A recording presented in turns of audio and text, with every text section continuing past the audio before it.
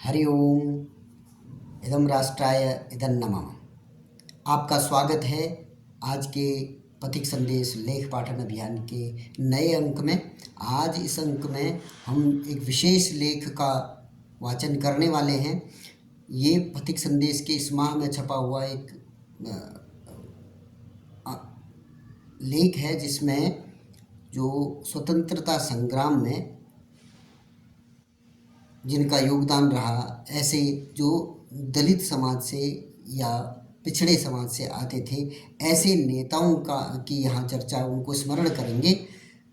हमारे देश में जाति और इस तरीके की राजनीतिक रूप से काफ़ी उठापटक हमेशा बनी रहती है, परंतु जो हमारे महानायक थे उनको, कुछ मुट्ठी भर महानायकों को, ठीक है, सबका योगदान परमावश्यक है, परंतु कुछ का विशेष उल्लेख और कुछ का बिल्कुल भी उल्लेख नहीं।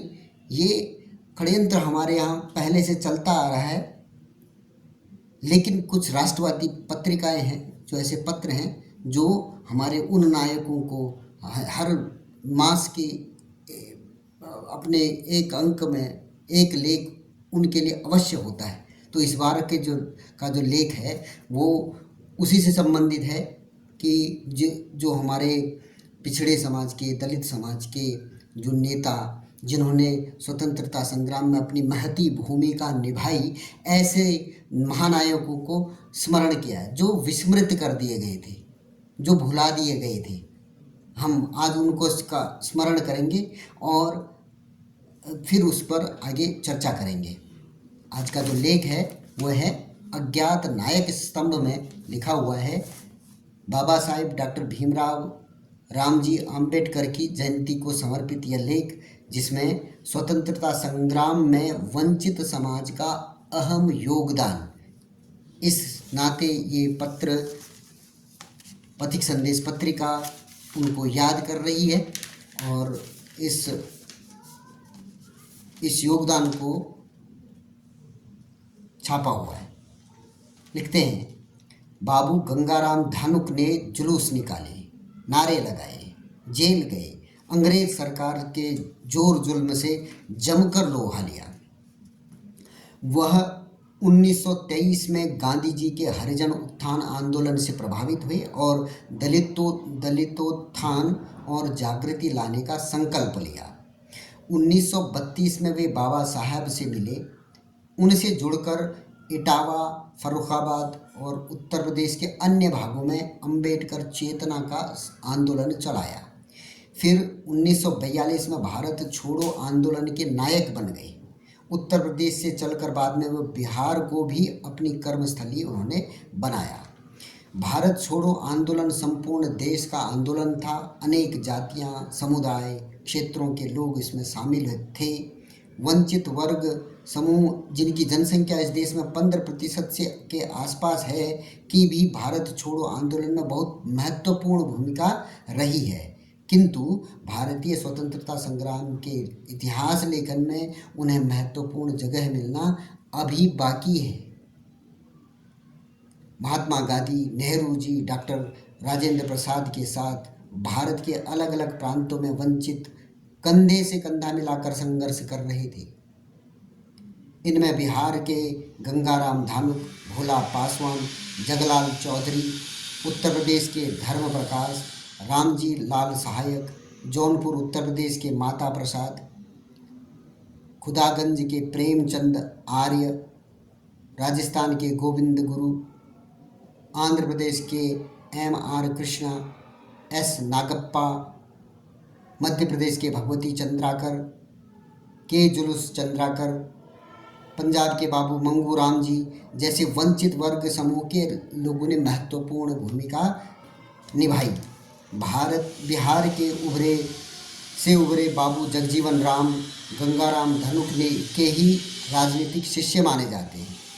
वंचित समूह के ये क्रांतिकारी देश के लिए अंग्रेजों से लड़े, साथ ही इनमें से कईयों के ने समाज के दलित मुक्ति की लड़ाई का भी नेतृत्व किया। बाबू गंगाराम धानुक ने ताउम्र शोषित वर्ग के मुक्ति की लड़ाई लड़ी। ये सब कांग्रेस के बैनर तले आज़ादी की लड़ाई से जुड़े, साथ ही अनेक छोटे छोटे उपसंगठन बनाकर दलित मुक्ति की लड़ाई भी लड़ते रहे। इन सब के लिए देश की मुक्ति और दलित मुक्ति एक दूसरे से गहराई से जुड़े थे। 1941 के भारत छोड़ो आंदोलन के नायक श्री भोला पासवान ने आज़ादी के बाद अछूतों के बीच जागरूकता लाने के लिए अनेक आंदोलन चलाए। उत्तर प्रदेश के बरेली में जन्मे धर्म प्रकाश ने आर्य समाज के बैनर तले दलितों में आत्मसम्मान जागृत करने का अभियान चलाया था। साथ ही भारत छोड़ो आंदोलन के महत्वपूर्ण जननायक बनकर उभरे। उत्तर प्रदेश के मेरठ के रामजी लाल सहायक ने 1942 के आंदोलन में वंचित वर्ग के नवयुवकों को बड़ी संख्या में गोलबंद किया था। आज़ादी मिलने के बाद उन्होंने अपने को पूर्ण रूप से समाज सेवा में लगा दिया। 1966 में वे उत्तर प्रदेश सरकार के शिक्षा मंत्री भी बने। 1942 के आंदोलन के ये दलित जननायक गांव-गांव और कस्बे-कस्बे में मिल जाएंगे। ज़रूरत है इन पर शोध कर इन्हें सामने लाने की। इन वंचित वर्ग के जननायकों में ज़्यादातर कांग्रेसी थे, लेकिन उनके लिए आज़ादी की लड़ाई सिर्फ अंग्रेज़ों से देश की मुक्ति की लड़ाई ही नहीं थी, किंतु अछूतपन से मुक्ति और दलित मुक्ति की लड़ाई से भी जुड़ी थी। इसलिए उनमें से ज़्यादातर स्वतंत्रता संग्राम सेनानी के साथ दलित समाज के समाज सुधारक भी बनकर उभरे। इनमें से कई आज़ादी के बाद बनी राज्य सरकारों में मंत्री तक बने, लेकिन इनमें से कई आज भी अनाम है। ये लेख जो लिखा है बद्री नारायण जी ने लिखा है, वो निदेशक हैं जीबी पंत सामाजिक विज्ञान संस्थान। बात सही है कि विभाजन हमारे देश का हिंदू समाज टूटे बिखरे अलग अलग भागों टुकड़ों नज़र आए, इसके लिए तो बड़े प्रसारे प्रयास किए गए, परंतु जो हमें जोड़ने वाले ये महापुरुष हैं जिन्होंने आज़ादी के आंदोलन में सब बड़े नेताओं के साथ मिलकर एक सपने को एक साकार करने के लिए लड़ाई लड़ी, वे सब इतिहास के पृष्ठों में गौण रहे। इसलिए आज आवश्यकता है कि जो समाज को विभक्त करने वाली शक्तियां हैं उनको उनकी काट के लिए इन सारे नेताओं पर डॉक्टर साहब भीमराव अंबेडकर जी पर तो काफ़ी शोध रहा है।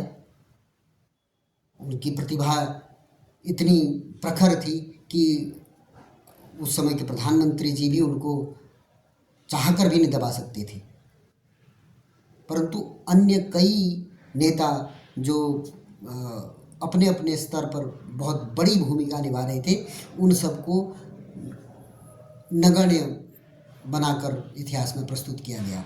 इसलिए आवश्यक है कि हम इससे सीखें कि हमारे जो स्वतंत्रता संग्राम के सेनानी हैं, उन्होंने जिस सपने के लिए भारत को आज़ादी दिलाई थी, उस सपने को साकार करने के लिए हम लोगों ने उनके बारे में शोध करना चाहिए और उनको भी आगे मुख्य धारा में उनकी भी जानकारी होनी चाहिए। ये आवश्यक है।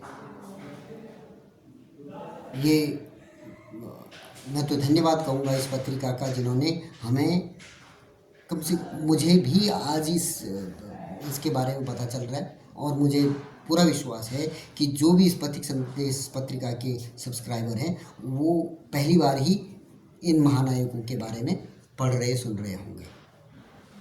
इसलिए मैं आप सबसे प्रार्थना कर रहा हूँ कि देश भक्ति और राष्ट्रवादी जो भी पत्रिकाएं हैं उनको आप सब्सक्राइब करें, उनको ख़रीदें, उनकी मासिक सालाना जो भी उनकी सब्सक्रिप्शन है वो लेकर उनको पढ़ें। लेकर रखने से भी कोई लाभ नहीं है, उनको पढ़ें। तो इस पत्रिका में समाज के हर हिस्से की जो है उसके महत्व की चीज़ें इसमें छपी हुई हैं। ये एक अच्छे प्रबोधनी के लिए बहुत अच्छी सामग्री इसमें दी गई है। इस पत्रिका में मैं काफ़ी समय से इसको पढ़ रहा हूँ, तो प्रत्येक अंक में जो उस मास से संबंधित जो स्वतंत्रता संग्राम सेनानी अथवा जो हमारे वीर योद्धा, उनकी कहानी, उनके बारे में, और वो भी ऐसे जिनके बारे में हमने पहले कभी नहीं सुना, उनके बारे में ये लेख छापते हैं।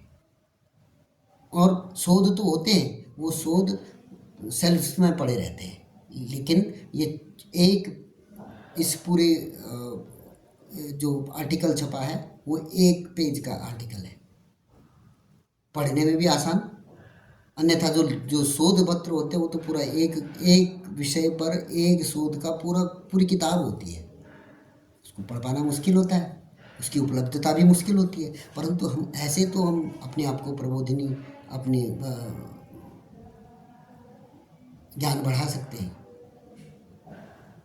इसलिए पुनः आप लोगों से अनुरोध है कि राष्ट्रवादी पत्रिकाओं को सब्सक्राइब करें और इस अभियान में अपना सहयोग दें। पुनः किसी और अंक के साथ मिलेंगे, तब तक के लिए धन्यवाद। जय श्री राम।